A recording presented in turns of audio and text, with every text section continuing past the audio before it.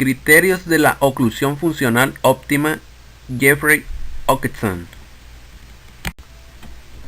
En el diccionario Dorland de Medicina define el verbo ocluir como cerrar firmemente.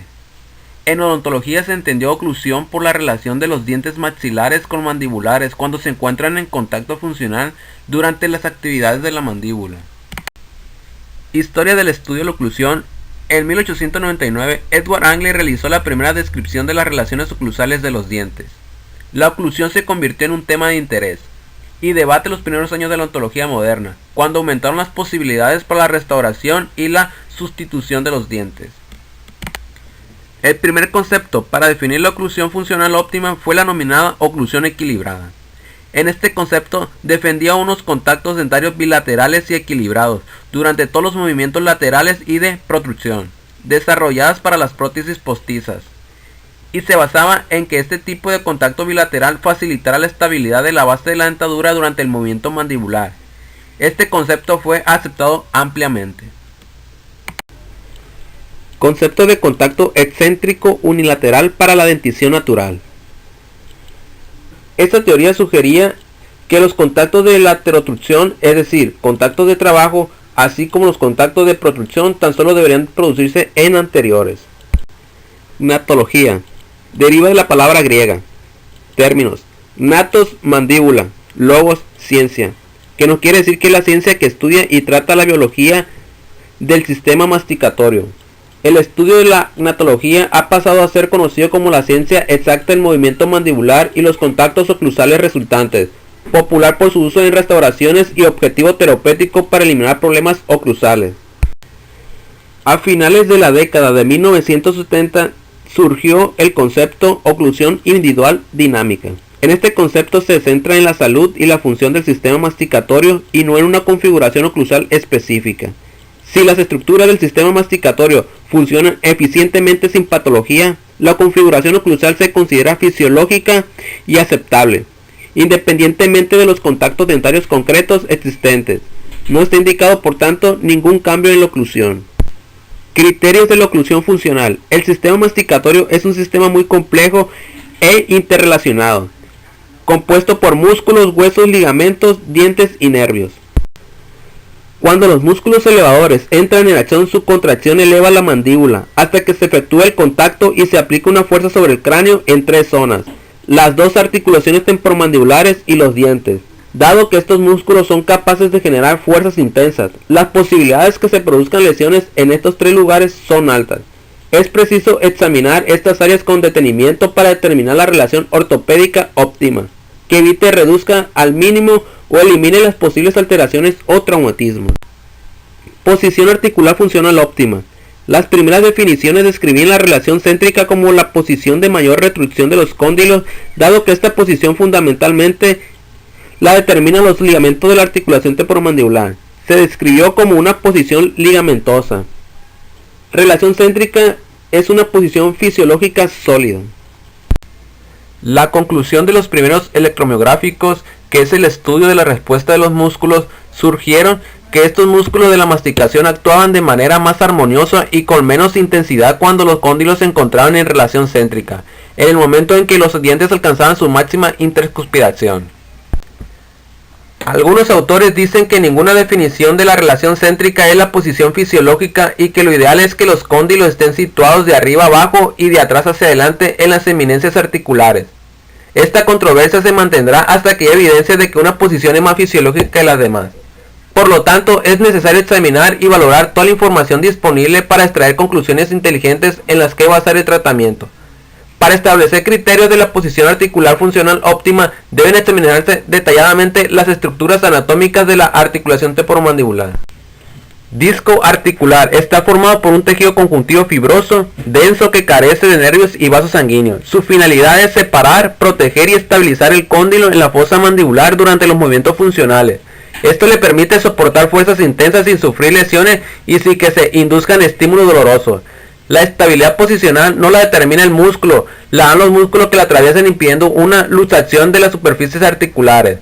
Las fuerzas direccionales de estos músculos determinan la posición articular funcional óptima. Se trata de un principio ortopédico que se cumple por todas las articulaciones. Los músculos estabilizan las articulaciones. Posee lo que todas las articulaciones móviles tienen, una posición musculoesquelética estable. Se debe tomarse en consideración cuando se busca la posición más estable para las articulaciones temporomandibulares, los músculos que rodean y tiran de las articulaciones. Esto lleva a los cóndilos a las fosas en una posición superoanterior. Los principales músculos que estabilizan la articulación temporomandibular son los elevadores, como el macetero temporal y pterigoideos mediales. La posición articular funcional óptima tan solo se alcanza cuando los discos articulares están interpuestos adecuadamente entre los cóndilos y las fosas articulares. Posición articular funcional óptima no es completa hasta que los cóndilos se encuentran en su posición superoanterior máxima, en las fosas articulares cuando se apoyan contra las pendientes posteriores de las eminencias articulares con los discos articulares interpuestos adecuadamente. Esta es la posición en que los cóndilos, cuando se da una contracción intensa de los músculos elevadores y sin interferencias oclusales, esta posición se considera la posición musculoesqueléticamente más estable de la mandíbula. En esta posición musculoesqueléticamente estable, las superficies articulares y los tejidos de las articulaciones están alineados de manera que las fuerzas aplicadas por la musculatura no causen ninguna lesión. Cuando se examina un cráneo seco, puede comprobarse que el techo superior y el anterior de la fosa mandibular son muy gruesos y pueden soportar fisiológicamente fuerzas muy intensas. La mayoría de los odontólogos han llegado a la conclusión de que es mucho mejor ortopédicamente que los cóndilos estén en una posición superoanterior. La controversia surge al plantearse si hay un margen anteroposterior en la posición más superior del cóndilo. Dawson sugiere que no es así, y ello implica que los cóndilos se desplacen de atrás hacia adelante o de adelante hacia atrás. Desde la posición superior también se moverán de arriba hacia abajo. Esto puede ser exacto en la articulación joven y sana, pero no todas las articulaciones son iguales. Una fuerza de adelante hacia atrás aplicada a la mandíbula lo soportan en la articulación las fibras horizontales internas del ligamento temporomandibular. Así, la posición superposterior máxima de los cóndilos es, por definición, una posición ligamentosa. Si este ligamento está tenso, podría haber muy poca diferencia entre la posición de máxima retrucción superior, la posición supermáxima y la posición superanterior. Sin embargo, si el ligamento está laxo, puede existir una amplitud de movimiento anteroposterior mientras el cóndilo permanece en una posición supermáxima. La posición superanterior máxima del cóndilo es la posición musculoesqueléticamente más estable de la articulación. Sin embargo, si las fibras horizontales del ligamento temporomandibular permiten algún movimiento del cóndilo, la fuerza posterior desplazará la mandíbula desde esta posición aún más posterior y menos estable. Las dos posiciones están al mismo nivel superior. Cuanto más posterior sea la fuerza aplicada a la mandíbula, mayor será el agarramiento del ligamento y más posterior será la posición condilia. El grado de libertad anteroposterior varía según la salud de las estructuras articulares. Una articulación sana permite muy poco movimiento condilio posterior desde la posición musculoesqueléticamente estable. Si se produce alteraciones en las estructuras de la articulación, la amplitud del movimiento anteroposterior puede aumentar. Puede observarse que la posición más superior y posterior del cóndilo no es una posición fisiológica o anatómicamente firme. Contactos dentarios funcionales óptimos. La posición musculoesqueléticamente estable tan solo se ha considerado en relación con los factores articulares y musculares que influyen en ella. El patrón de contacto oclusal también influye en gran medida en el control muscular de la posición mandibular.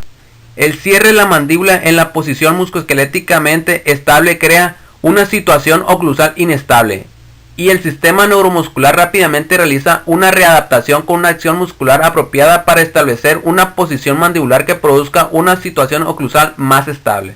Así pues, la posición musculoesqueléticamente estable de las articulaciones solo puede mantenerse cuando está en armonía en una situación oclusal estable.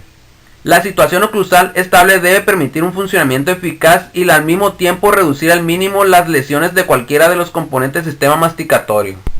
La musculatura es capaz de aplicar en los dientes una fuerza muy superior a las que es necesaria para su función. Así pues, es importante establecer situaciones oclusales que puedan aceptar fuerzas intensas con una probabilidad mínima de causar lesiones y que al mismo tiempo sean eficientes funcionalmente. Los estados oclusales óptimos pueden deducirse si uno se imagina las siguientes situaciones.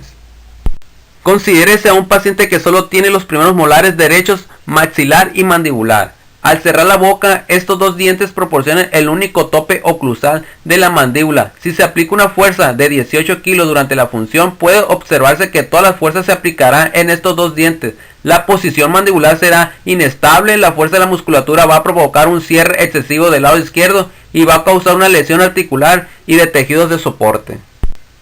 Considérese ahora a otro paciente que solo tiene los 4 primeros molares. Al cerrar la boca se realiza un contacto de los molares del lado derecho y del lado izquierdo. Situación oclusal más óptima, posición mandibular más estable y la fuerza se distribuye. Considérese a un tercer paciente que solo tiene los 4 primeros molares y los 4 segundos premolares.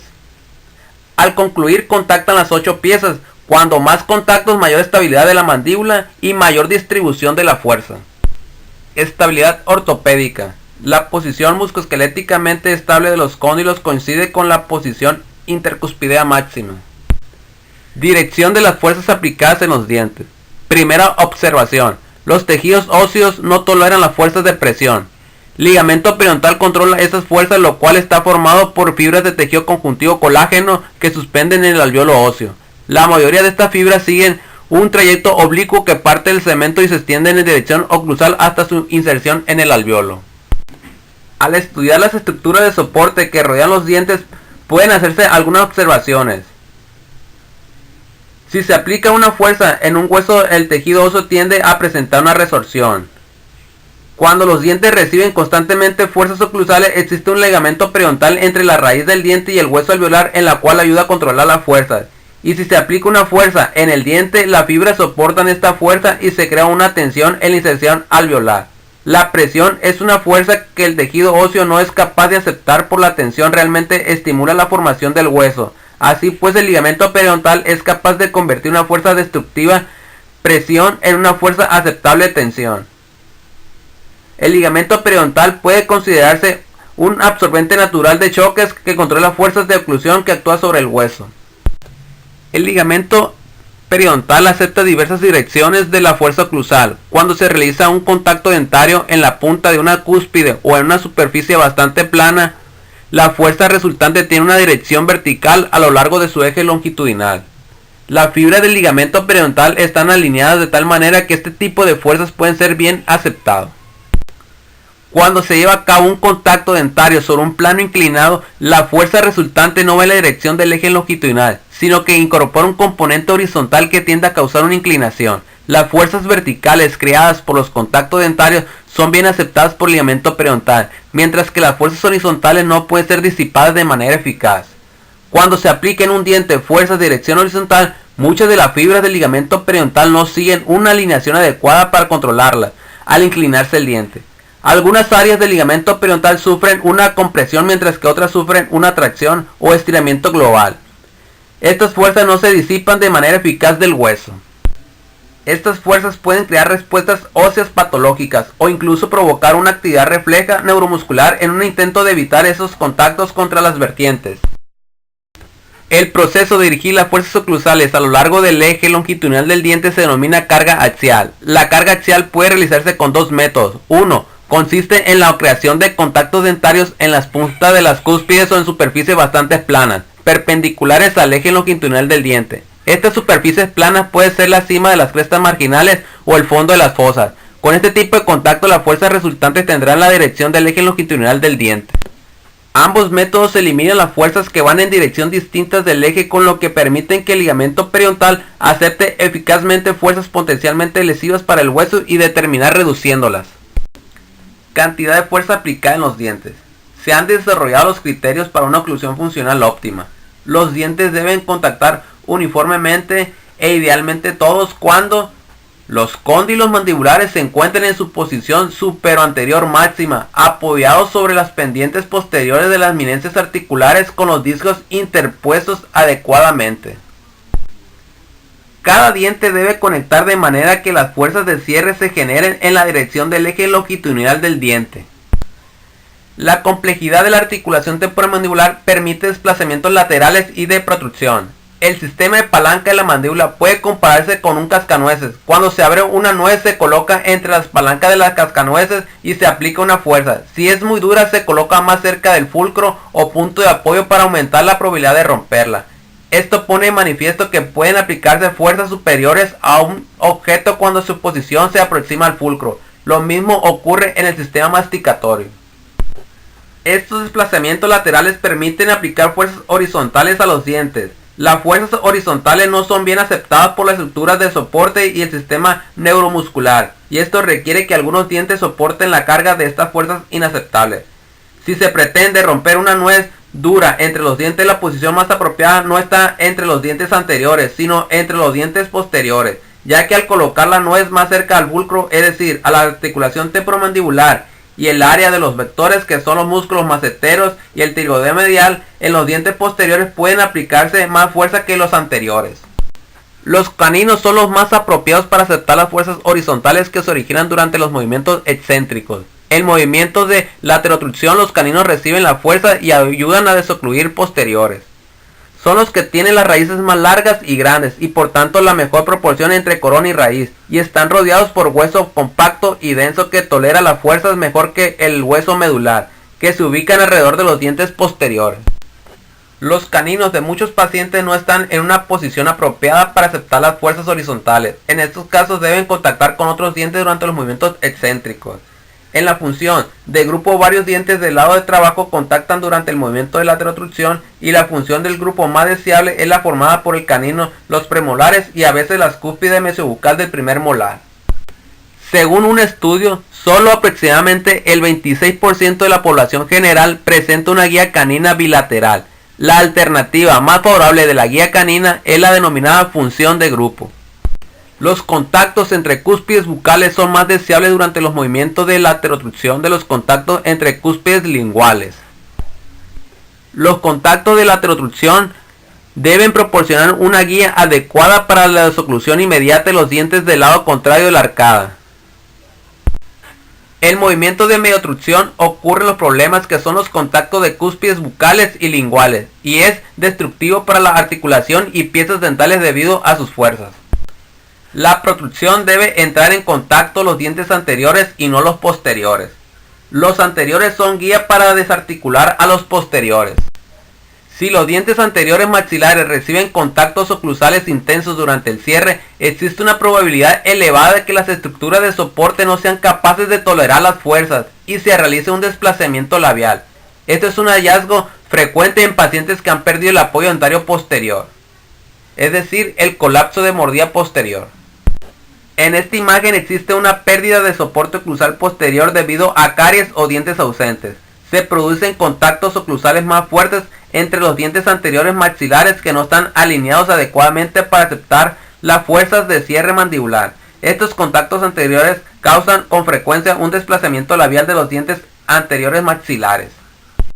En esta imagen existe una pérdida significativa de soporte posterior. En esta imagen los dientes anteriores se han desplazado labial, entre lo que da lugar a un aumento del espacio interdental diastema. Resumen de la oclusión funcional óptima. Cuando se cierra la boca, los cóndilos se encuentran en una posición superoanterior máxima, es decir, en una posición musculoesqueléticamente estable, apoyados sobre las pendientes posteriores de las eminencias articulares con los discos interpuestos adecuadamente. En esta posición, todos los dientes posteriores contactan de manera uniforme y simultánea. Los dientes anteriores también entran en contacto, pero con menor fuerza de los posteriores. Todos los contactos dentarios producen una carga axial de las fuerzas oclusales. Según los conceptos que se han presentado en este capítulo, puede establecerse un resumen de la oclusión funcional óptima. Las siguientes situaciones parecen ser las menos patogénicas para el mayor número de pacientes a lo largo del tiempo, representando la estabilidad ortopédica en el sistema masticatorio.